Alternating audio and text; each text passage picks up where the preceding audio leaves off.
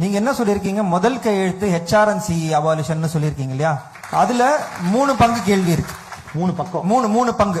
ஒன்னு ஒரே கையெழுத்துல HRNC dismantle பண்ண முடியுமா முதல்.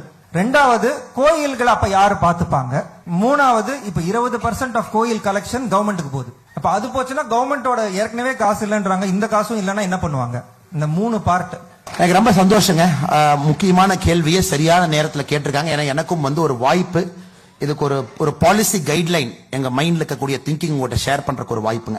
சார், இன்னைக்கு எதற்காக நாம் HRNC வேண்டாம் என்று சொல்லுகின்றோம்? ஏன் வேண்டாம் என்று சொல்லுகின்றோம் என்றால், HRNC அவங்க என்ன வேலை செய்யணுமோ அந்த வேலையை விட்டுட்டு மிச்சம் எல்லா வேலையும் செய்யறாங்க. இதனால ஃபர்ஸ்ட் கண்டிஷன் HRNC போகணும். செகண்ட் வரலாம் சார், எப்படி அதை சரி பண்ண போறோம், வாட் இஸ் தி ஆல்டர்னேட்டிவ் நான் ஷேர் பண்றேங்க சார். கோயில் யாருகிட்ட போகணும்? இன்னைக்கு சென்னையில காளிகாம்பாள் கோயில் உதாரணமா எடுத்துக்கலாம் sir. It's very famous temple. Kalikambal கோயிலுக்கு நம்ம எல்லாரும் போயிருக்கோம். இப்ப காளிகாம்பாள் கோவில் யாருக்கு சொந்தம்? விஸ்வகர்மா சமுதாயத்திற்கு சொந்தம். இப்ப காளிகாம்பாள் கோயில் எப்படி நடத்துறாங்கன்னா, 10,500 விஸ்வகர்மா சமுதாயம் சென்னையில் இருக்கிறவங்க, அவங்க 6 ட்ரஸ்டியை தேர்ந்தெடுக்கணும்.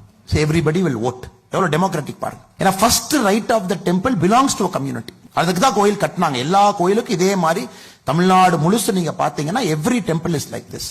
10,500 பேர் ஓட்டு போட்டு 6 ட்ரஸ்டியை தேர்ந்தெடுத்திருக்காங்க. இப்ப 6 ட்ரஸ்டி தேர்ந்தெடுத்தாச்சு சார். இந்த வாரம் இந்த 6 ட்ரஸ்டி ஒரு சேர்மனை தேர்ந்தெடுக்கிறாங்க. So chairman will come and sit. So இதே மாதிரி தமிழ்நாடு முழுவதும் எல்லா கோயிலுக்கும் பாத்தீங்கன்னா it belongs to a particular community. அதனாலதான் சில கோயில்ல பாத்தீங்கன்னா என்ன, அவங்க அரசியலுக்காக Dravida Munnetra Kazhagam upper caste lower caste இவங்க பொலிட்டிக்கலுக்காக என்ன நான்சென்ஸ்ல இத்தனை ஆண்டுகளா பண்ணாங்களோ, எத்தனையோ கோயில்ல பாத்தீங்கன்னா இவர்கள் சொல்லக்கூடிய லோவர் காஸ்ட், என்னை பொறுத்த வரைக்கும் there is nothing called upper caste and lower caste. இதை வச்சுதான் அவங்க அரசியலை பண்ணிட்டு இருக்காங்க. ஏதோ ஒரு சமுதாயம், ஒடுக்கப்பட்ட சமுதாயத்திற்கு ஒரு கோயில் இருக்கு. அந்த கோவிலினுடைய முதல் வழிபாட்டு உரிமை அவர்களுக்கு. அவங்க ஓட்டு போட்டு அந்த கோயிலை ரன் பண்ணணும். சோ தமிழ்நாட்டில் இருக்கக்கூடிய எல்லா பெரிய கோயிலுக்கும் இது பொருந்துங்க. ஒரு காளிகாம்பாள் கோயில உதாரணமா சொல்றேன். ஒரு சேர்மன் வந்துடுறாங்க. அரசு கம்ப்ளீட்டா கோயில இருந்து வெளியே வந்துடணுமா? அப்படி இருக்க முடியாது சார். ஆனா ஒரு நாட்டுக்குள்ள கண்டிப்பா அரசுக்கு ஒரு இடம் இருக்கணும். அது எந்த லெவல் இருக்கணும்? இப்ப இந்த 6 பேர்த்துக்குள்ள சண்டை, சேர்மனால் ஒரு முடிவு எடுக்க முடியல, அல்லது they want a grant from a government. ஏன்னா கன்கரண்ட் லிஸ்ட்ல என்டோமெண்ட் இருக்கு சார். நீங்க பாத்தீங்கன்னா state list, union list, concurrent லிஸ்ட்ல என்டோமெண்ட்ங்கிற வார்த்தை கன்கரண்ட் லிஸ்ட்ல இருக்கு.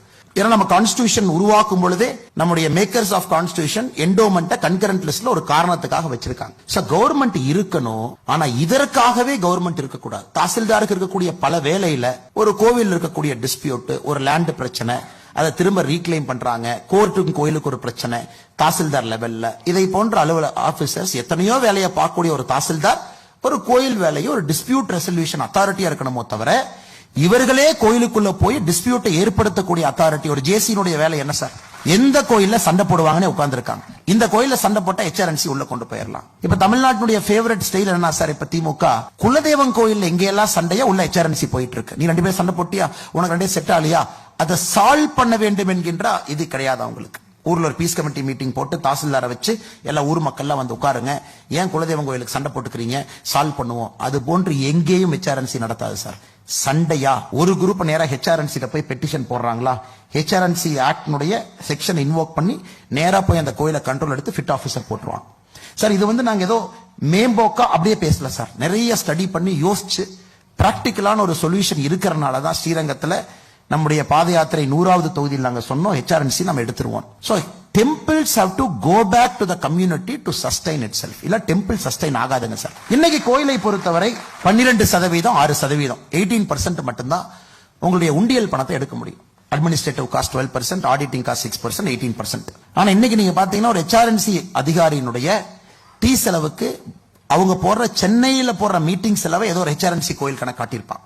இனோவா கார் எங்கேயோ ஒரு இடத்துல வாங்கியிருப்பாங்க. இன்னைக்கு திருச்செந்தூர் டெம்பிள்ல 5000க்கு மேற்பட்ட பசுக்கள் தானமாக கொடுக்கப்பட்டது ஆடிட்டிங்ல இல்ல. That is missing. பழனியில போன வாரம் பழனி அபிஷியலா பஞ்சாமிர்தம் டெம்பிள் விற்கக்கூடிய கடையில ஊசி போன பஞ்சாமிரத்தை வித்துக்கிட்டு இருந்தாங்க just lost week. So Tamil Nadu முழுவதும் பாத்தீங்கன்னா தி செகண்ட் காஸ் ஒன், உன் வேலையை நீ சரியா செய்யல, அதனால நீ வெளியே போயிடணும். இது option number 1, cost number 1. Cost number 2, உன் வேலையை நீ தப்பா பண்ற, இன்எஃபிஷியன்ட்டா பண்ற. நீ உள்ள போய் ஒரு 6 கால பூஜைக்கான எண்ணெய் எங்கிருந்து வாங்குற, திரி எங்கிருந்து வாங்குற, எங்க போய் வாங்கின, இதுக்காக நீ நோட்டு போட்டு எடுக்கிறியோ தவிர உண்மையாலும் அந்த கோவில் ஒரு சனாதன தர்மத்தினுடைய அடிப்படையில் அந்த கோவில் என்ன வேலை நடந்திருக்கணுமோ அதற்கு HRNC ஒரு காஸ்ட் அண்ட் எய்டு அது பண்ணாம இருக்கு சார். இப்ப 3வது, இப்ப எல்லா கோவிலையும் HRNC எடுத்துட்டோம், doesn't mean கவர்மெண்ட்டுக்கு அங்க கண்ட்ரோல் இல்லைன்னு அர்த்தம் இல்ல sir. Government still has got a control at the tahsildar level. The government still has got control at collector level. ஏன்னா அந்த ப்ராப்பர்ட்டிஸ் எல்லாமே ஒரு செக்குலர் லேண்ட்ல ஒரு மண்ணுல இருக்கு. அவங்களுக்கு கண்ட்ரோல் எங்க? when there is a dispute, when there is a court procedure, when there is a land issue, when there is a land procedure. எல்லா இடத்துலயும் இருக்கிற மாதிரி. ஏன் தமிழ்நாட்டுல மட்டும் HRNC எடுக்கணும்? கர்நாடகால HRNC இருக்கு. ஏன் அண்ணாமலை என்ன கர்நாடகாவை பத்தி பேசல சார்? கர்நாடகா HRNC வந்து ஒரு ஹிந்து ஃபேத்தை ஒழிக்கணும் நாங்க இல்ல சார். பட் இங்க இருக்கக்கூடிய HRNC மட்டும்தான் ஒரு ஃபேத்தை ஒழிக்கணும்னு இருக்கு. நீங்க HRNC ஆக்ட் வரும் பொழுது யாராச்சும் டைம் இருக்கிறவங்க தமிழ்நாடு அசெம்பிளில கம்யூனிஸ்டுக்கும் அப்ப காங்கிரஸுக்கும் நடந்த டிபேட்டை நீங்க பார்க்கணும். ரொம்ப பியூட்டிஃபுல்லா இருக்கும். 1950s HRNC ஆக்ட் வந்த பொழுது இதை கம்யூனிஸ்ட் எதிர்த்தாங்க. கம்யூனிஸ்ட் அப்போஸ் பண்ணாங்க. of all people தமிழ்நாட்டுக்கு HRNC ஆக்ட் வரக்கூடாது. then they promised இல்ல HRNC will only aid and regulate.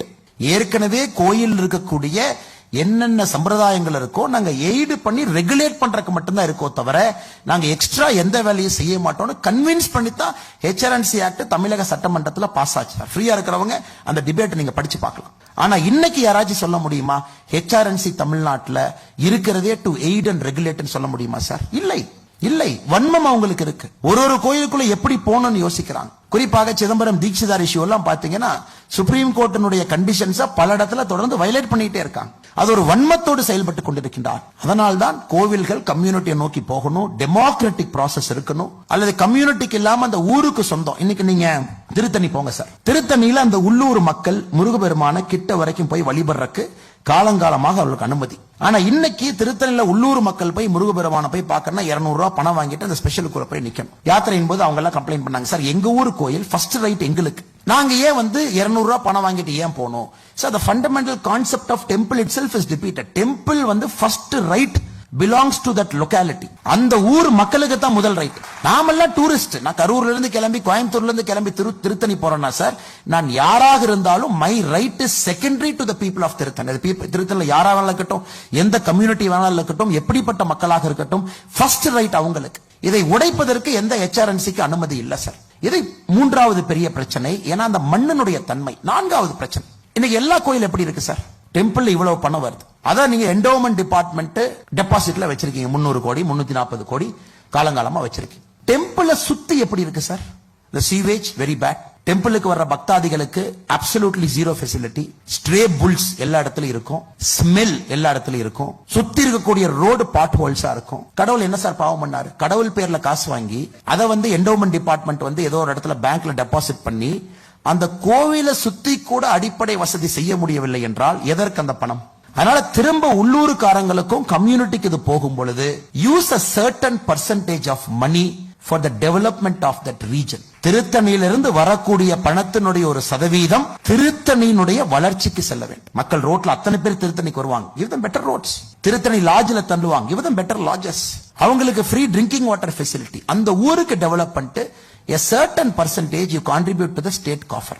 அதுல நீங்க எடுத்து பட்ஜெட்டுக்கு செலவு பண்ணுங்க. So it's a very complex question sir. ஆனா இது ஒரு இந்த மாதிரி ஒரு லைன்ல போகணும் அப்படிங்கிறது எங்களுடைய ஆசை. இந்த மாதிரி லைன்ல போகணும், கம்யூனிட்டி ஓரியன்டா போகணும், அந்த ஊர் ஓரியன்டா போகணும், ஊருக்கு ஃபர்ஸ்ட் ரைட் இருக்கணும், ஊருடைய டெவலப்மெண்ட்டுக்கு a certain percentage of money should go, then it should come to the overall kitty. So அதனால் எங்களுடைய ஐடியாவை பொறுத்த வரைக்கும் முழுமையாக இது செயல்படுத்தக்கூடிய ஐடியா என்று நாங்கள் நம்புகின்றோம். அதனால தான் உங்க முன்னாடி வச்சிருக்கிறோங்க. நமக்கு 2 வருஷம் இருக்கு டிபேட் அண்ட் டிஸ்கஸ் பண்றதுக்கு. இப்ப எதிர்க்கட்சிகள் இல்ல, அண்ணாமலை அவர்கள் சொல்வது போய், பாரதிய ஜனதா கட்சி சொல்வது போய், இந்த பாயிண்ட் எல்லாம் இன்ஃபீசிபிள், அது எப்படி கம்யூனிட்டி கொடுக்க முடியும், அது எப்படி ஊருக்கு கொடுக்க முடியும், நாங்க சென்ட்ரலைஸ்டா சென்னையில இருந்து தான் ரன் பண்ணுவோம், நாங்க கோயிலே பார்த்திருக்க மாட்டோம் ஆனாலும் சென்னையில இருந்து ஜேசி ரன் பண்ணுவாரு அப்படிங்கிற ஆர்குமெண்ட் உங்க முன்னாடி வைக்கட்டும் சார். இட்ஸ் டெமோக்ராட்டிக் வே. ஒரு சட்டத்தை டெமோக்ரஸில கொண்டு வந்தீங்க, அதே சட்டத்தை ரிப்பீல் பண்றதுக்கு டெமோக்ரஸில நம்ம ஆப்ஷன் வச்சிருக்கோம். So come 2026 people decide which way they want to go. அதனால எனக்கு பெரிய நம்பிக்கை இருக்கு சார், எங்களுக்கு நம்பிக்கை இருக்கு.